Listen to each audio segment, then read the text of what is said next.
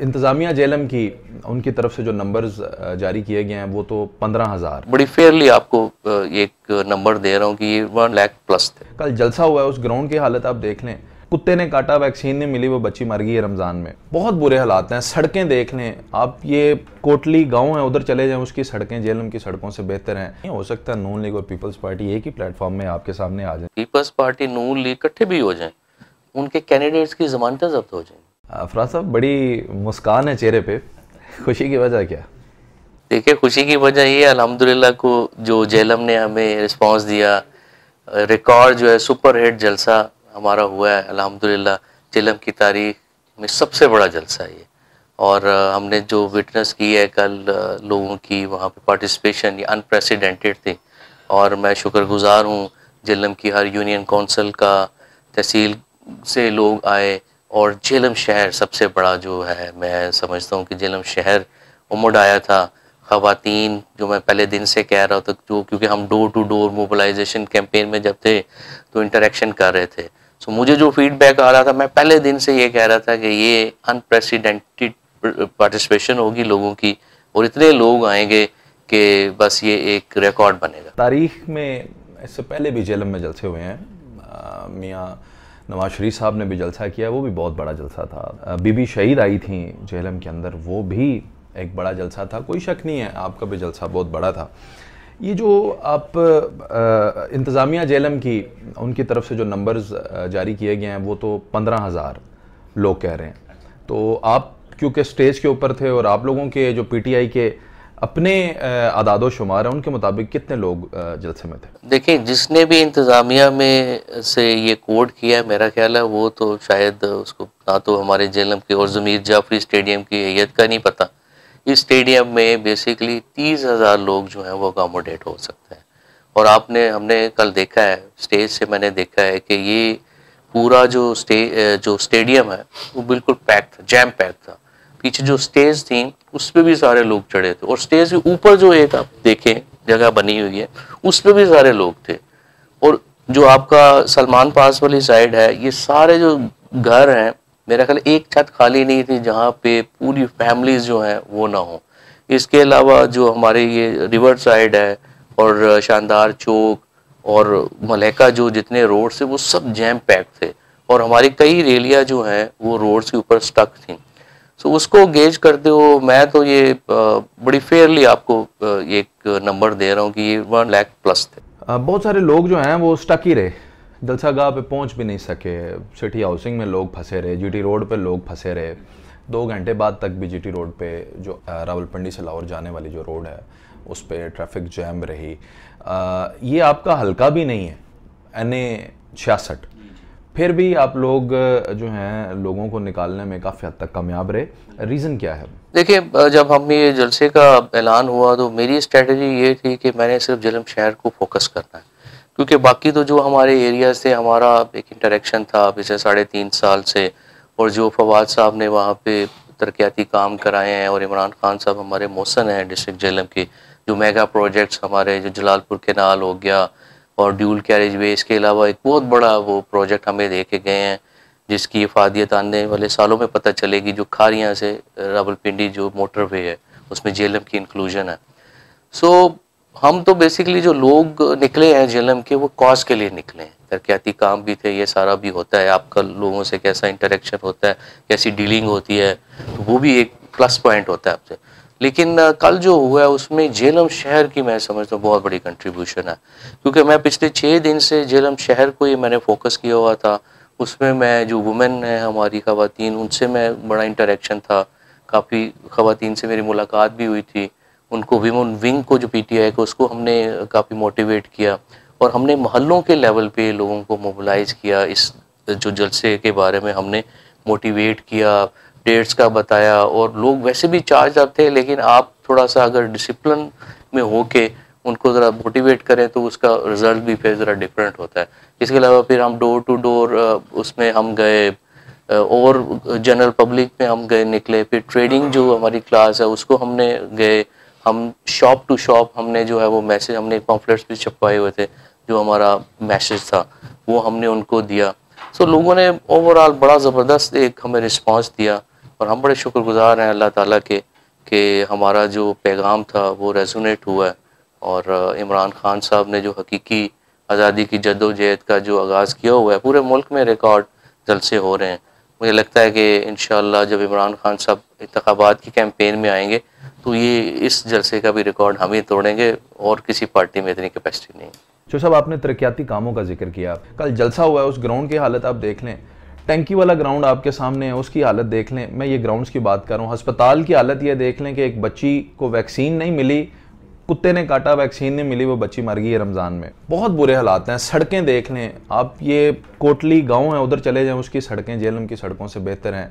आप पीछे जो हमारा जेलम प्रोटेक्शन बंद है उसकी हालत देख लें। 66 में तो जो सब देखें जी, जो वहाँ पे पहले थे, अब हम तो जिम्मेदार उसके नहीं हैं। अभी मैं इस पे फोकस, क्योंकि डिस्ट्रिक्ट जनरल सेक्रेटरी अभी मैं कुछ हफ्ते पहले ही बना हूँ, सो मेरी प्रायोरिटी यही है कि ज़िला जेल में जिस भी कोने में कोई काम रह गया है या जो कोताहियाँ हैं, कमियाँ हैं, उसको पूरा करें।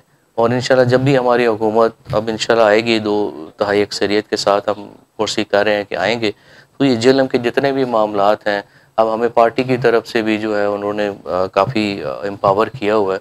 किसी भी हुकूमत के लिए 3.5 साल का अरसा बड़ा जो ना महदूद होता है, और हमें थोड़ा सा मईशत में, क्योंकि ऊपर थोड़े से चैलेंजेस थे, तो उसमें भी कोरोना का भी था और दूसरे भी चैलेंजेस थे, लेकिन हमने मैक्सिमम जेलम के लिए जो फवाद साहब ले सकते थे उन्होंने लिया है।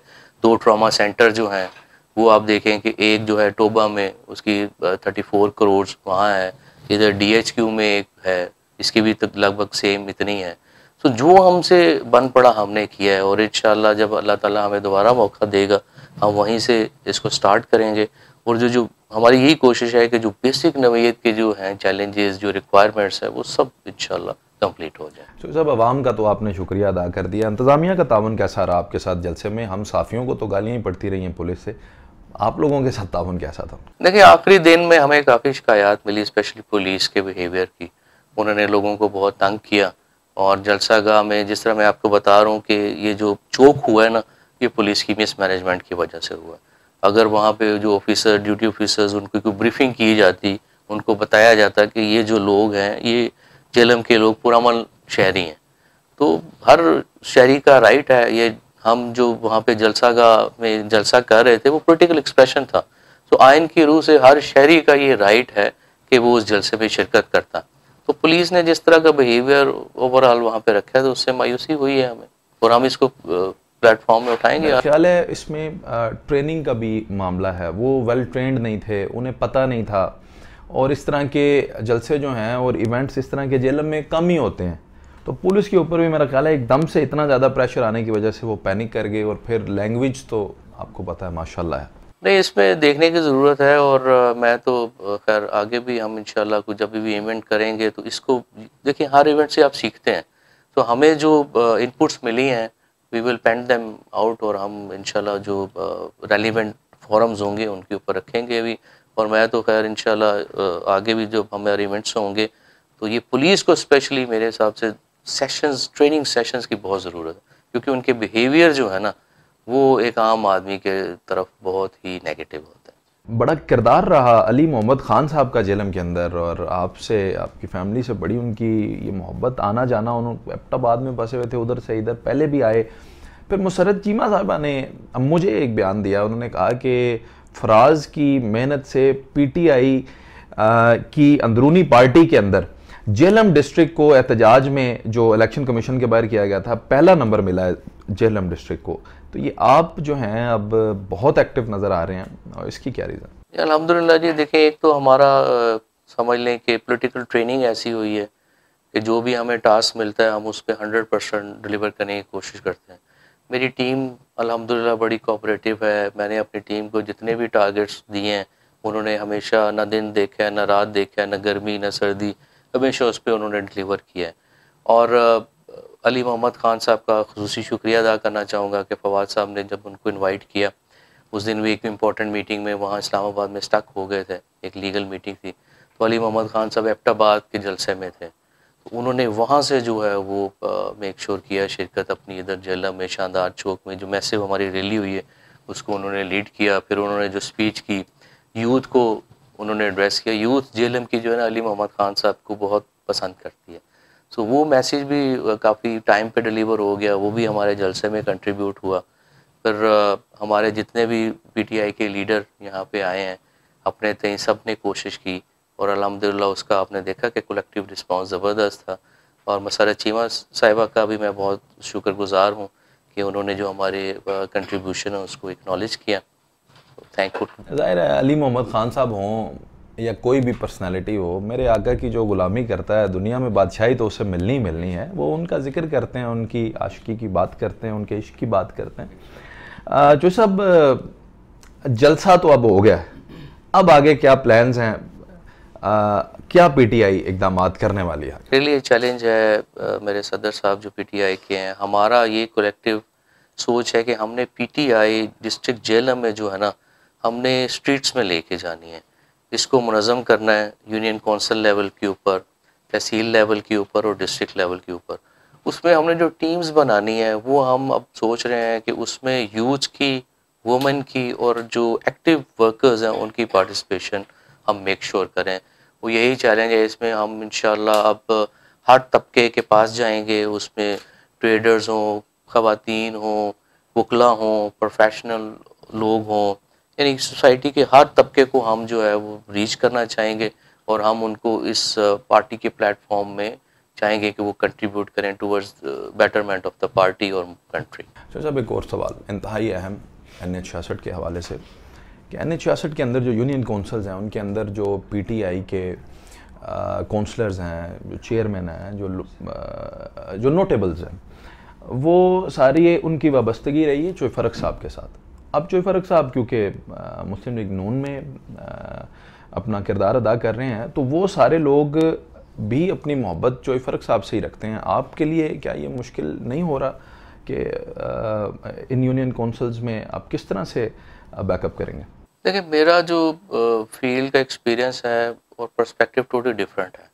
मेरे ख्याल में ये जो लोग, आप जिन लोगों का नाम लिया है, आपने जिक्र किया है, हर जो पॉलिटिकल वर्कर होता है ना उसकी ख्वाहिश होती है कि वो पॉलिटिक्स में कहीं जाके पहुँचे।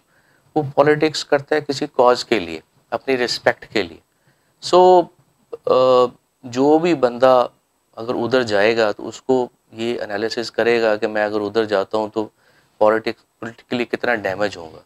सो मेरा नहीं ख्याल कि अब जेएलएम में जो माहौल बन चुका है, कोई भी आदमी जिसमें थोड़ी सी भी अकल होगी, आपने जो हमारा जलसा था लास्ट नाइट का उसमें आपने लोगों का एक कलेक्टिव एक्सप्रेशन देख लिया, पॉलिटिकल कलेक्टिव एक्सप्रेशन, तो उसके बाद कोई भी बंदा ये रिस्क नहीं ले सकेगा कि वो ऐसी साइड को चूज़ करे जो बिल्कुल ही वाइप आउट हो जाएगी। मैंने काफ़ी दफ़ा ये जिक्र किया है, मैं दोबारा भी ये कर रहा हूँ कि अगली इलेक्शंस में पीटीआई अगर हम कंसेंसस से टिकट एलोकेट कर गए तो नून लीग हो, पीपल्स पार्टी तो खैर इररिलेवेंट है, इनकी ज़मानतें जब्त हो जाएंगी। इररिलेवेंट नहीं हो सकता, नून लीग और पीपल्स पार्टी एक ही प्लेटफॉर्म में आपके सामने आ जाए, इवन वो एक भी आ जाए।